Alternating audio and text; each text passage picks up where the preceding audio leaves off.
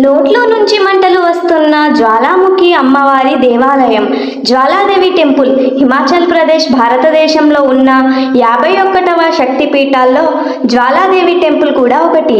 ఈ మందిరం చాలా ప్రసిద్ధమైంది.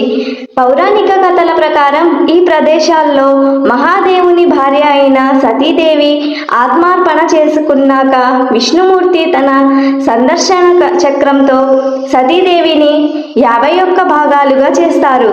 ఆ 51 భాగాలు వేరువేరు ప్రదేశాల్లో పడ్డాయి.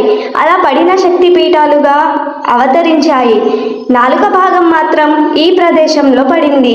శివుడు అక్కడ ఉన్మద్భైరవ రూపంలో కొలువై ఉన్నాడు. ఈ మందిరం యొక్క ప్రత్యేకత ఏమిటంటే ఇక్కడ ఎలాంటి విగ్రహం కూడా ఉండదు.